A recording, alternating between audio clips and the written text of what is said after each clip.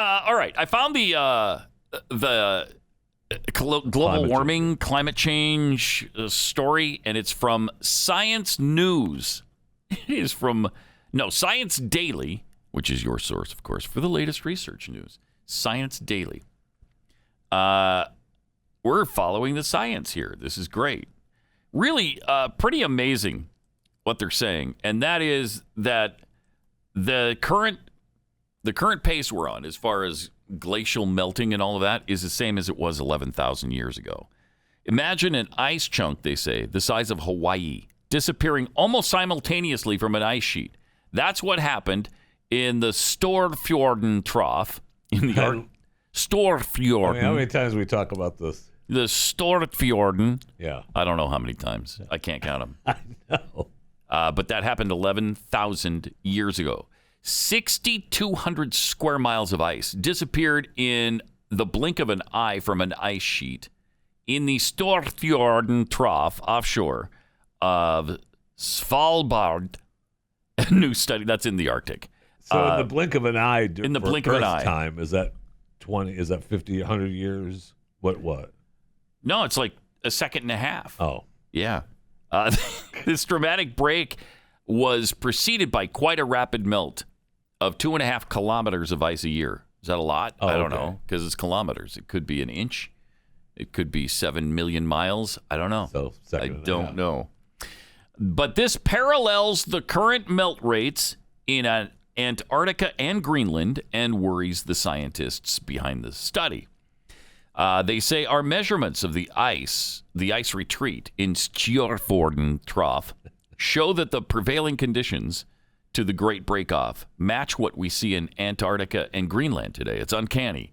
There are new studies published almost weekly that show that the retreat of the current ice sheets is 2 to 4 kilometers a year and that it's speeding up.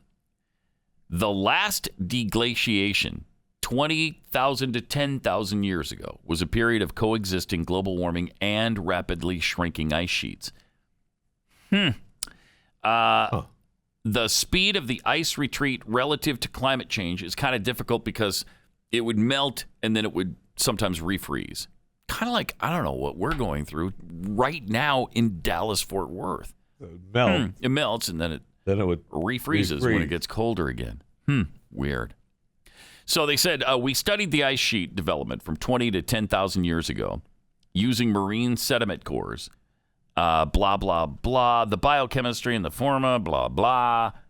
Anyway, it is almost exactly the same speed of melting as we see right now, 11,000 years ago. So what caused it? What we know always causes it, the cyclical changes SUVs. In this planet's climate. Not SUVs. Okay. No, they were scarce back then. They were scarce. Apparently people couldn't afford them. You know, there were plenty of them at the dealership, but buying one with like your fish that you just caught in the fjord was difficult. So you couldn't get one. No, so they weren't on the roads. No, in fact, some people would say there probably weren't any roads. Some people would say that. Yeah, the stupid people would say that. But I mean, it's crazy. How many times have we said this kind of stuff?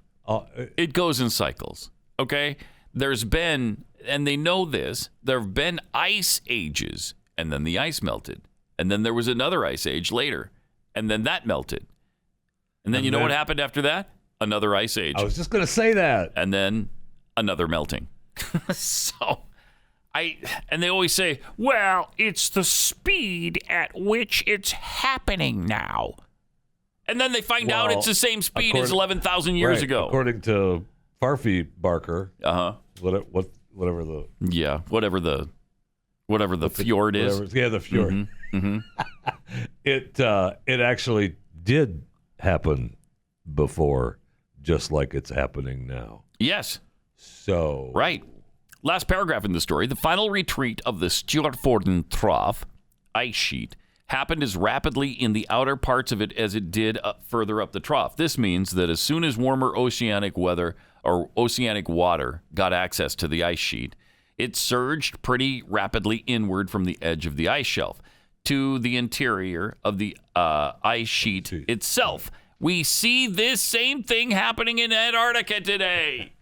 Yes! Now, because it's a natural process that we've got nothing to do with. This is from some fake news site called what?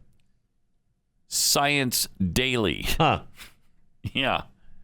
I mean, being a voracious reader of Science Daily. Science Daily is like, that's where you go for all science fact. And you got to do it daily, otherwise you get backed up. And right. I mean, it's just, you never. Then you got to catch up, and there's no catching up with Science Daily. They're just too prolific. Because amazingly, when you get behind in science, then things change again. And you just don't know where you're at. It is kind of amazing that way. That's kind of what happens in science. Right. You know, things that we know for sure. The exact thing. Yeah, and here's the interesting thing. There is no consensus in science. There is no, well, the science is settled. No, the science is never settled. We're always discovering new things. Always. Always. Always. That's why you don't just say, okay, Einstein's theory of relativity. It's done. It's settled science. Move on. Well, no, they're always looking into that. Always. That's always being tweaked and changed and rearranged and looked into and experimented with. But not climate change. No. That science is settled. Don't even ask about it. 888-900-3393. Also at Pat Unleashed on Twitter. More Pat Gray Unleashed coming up.